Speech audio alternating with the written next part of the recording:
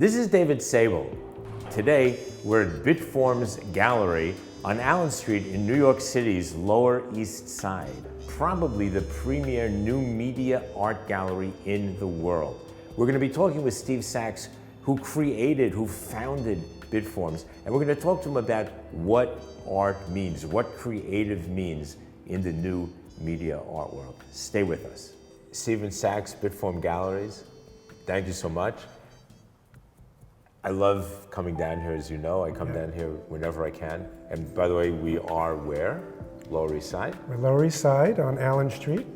An interesting place for new media?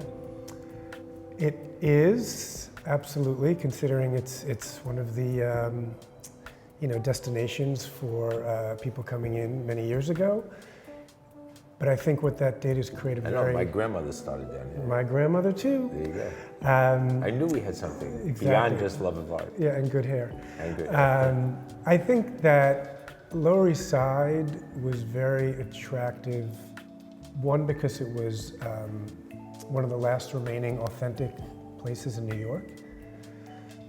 and the diversity is legitimate. It's here, you feel it. It's something that I think inspires the people who work here, inspires me, inspires the artists. So let's talk a little bit about you. So you were an early digital advertising pioneer. Yes. Digital Pulp, which is a company that I knew really, really well back in the day. Actually, I worked with Digital Pulp at one time. And in 1990, you were burned out?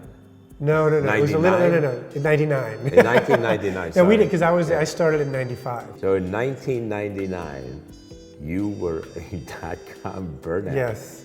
It was. From Digital Pulp. That's amazing. It was, most people didn't even know what the hell digital was then. Well, we were really early in the game of focusing on this new generation of business, which was the .com, which of course in 95 was new. And it was new to everybody. As a .com business, you had no idea how to build your brand, how to reach people.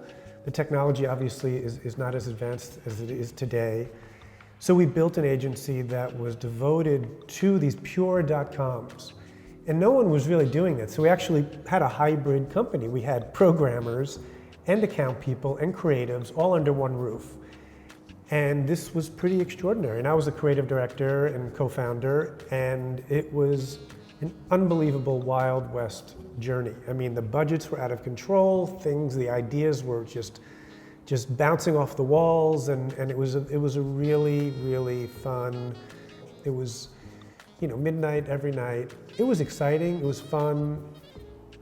I'm happy I did it, but after 4 or 5 years of that, and also I sensed something was about to happen, which did. I mean, it kind of failed in 2000, 2001. Right.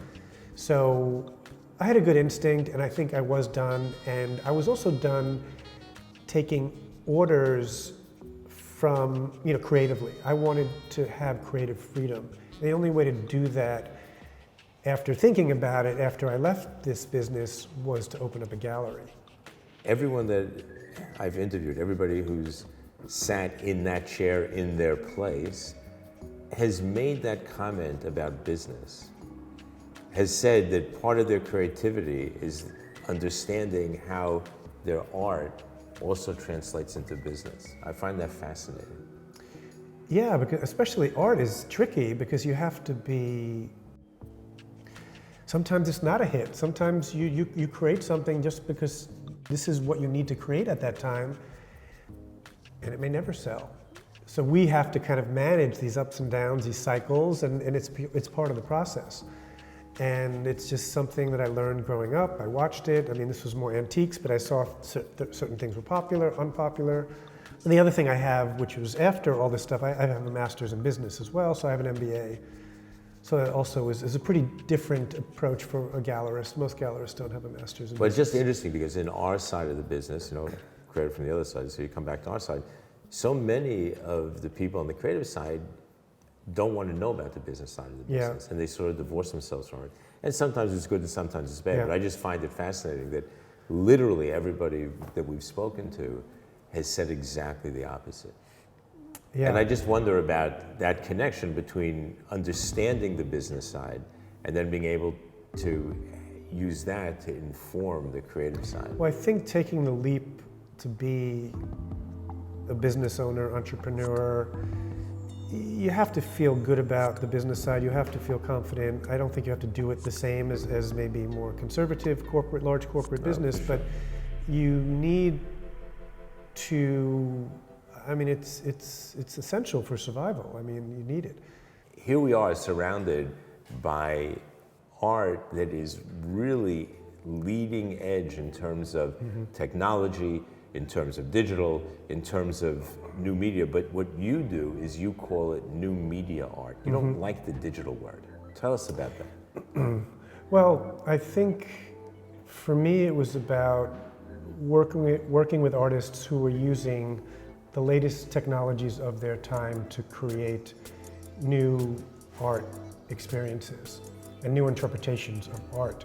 Now, we just saw Manfred Moore, who was here 20 minutes ago, who's 80-something years old, who is using computers probably as large as this room to create his work. At the time, people were kind of mocking that concept of using the machine as a tool for art. Tell about the 16mm projector, because I think it's just so interesting when you think about computer-sized this room. At the time, wasn't even leading edge, it was science fiction. Well, and then you have to show it on a 16mm projector. Well, not only that, it was using computers back in the 60s and 70s was looked at negatively.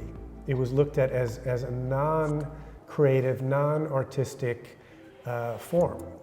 It was either academic, military, educational. So it actually was not well received by the art world.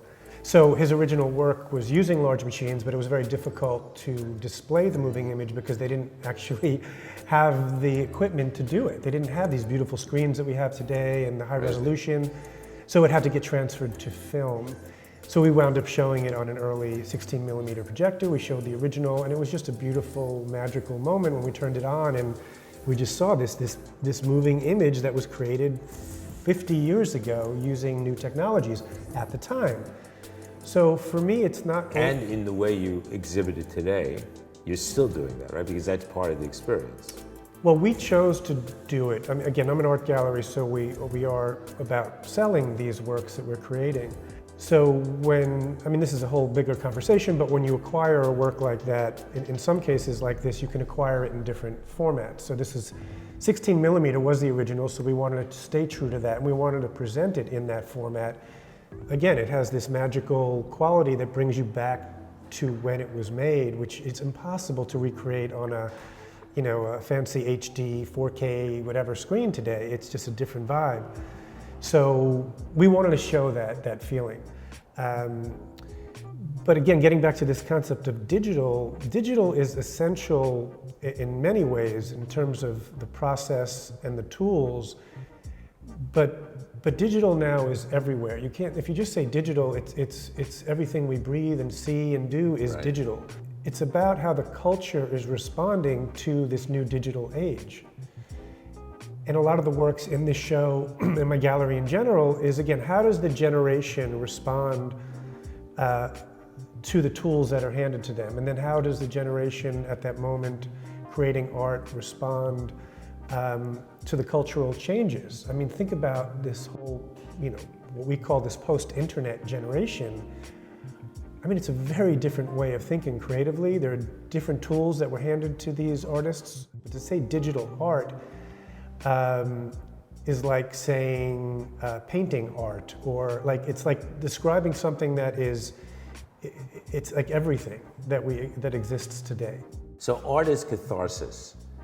I think that was when we all went to college, we learned about art as catharsis. You stood in the gallery, you looked at a painting, you saw Da Vinci, you saw Caravaggio, whatever, and you got this incredible catharsis. You understood it, you went into it, you tried to explicate it as best as you could.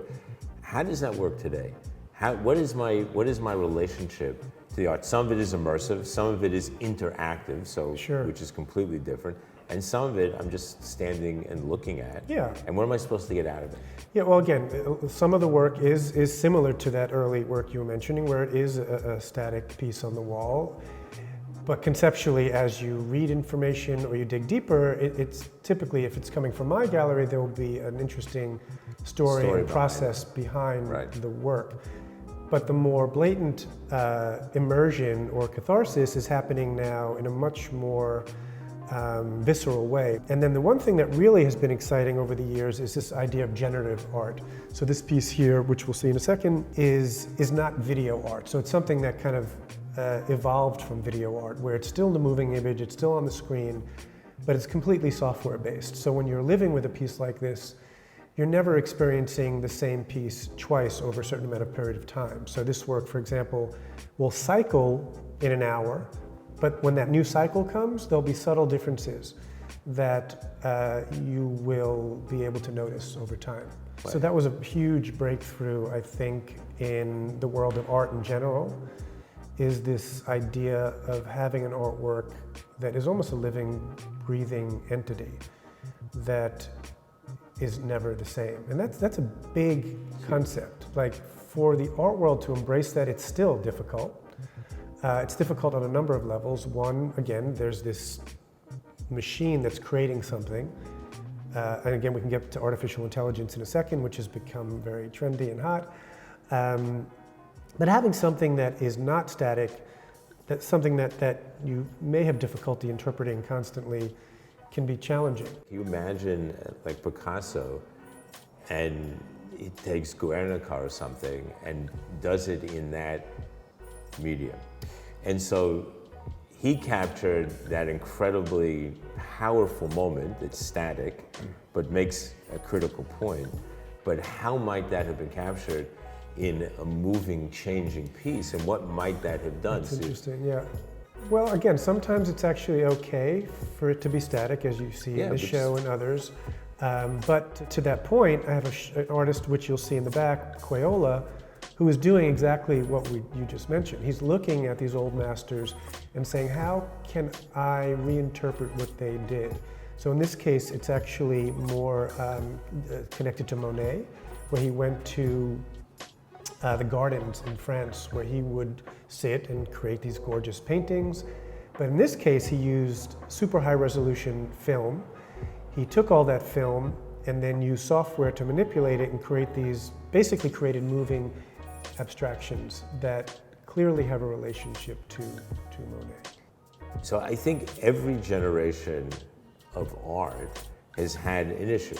So there was a time when modern art, is that really art, is it not art?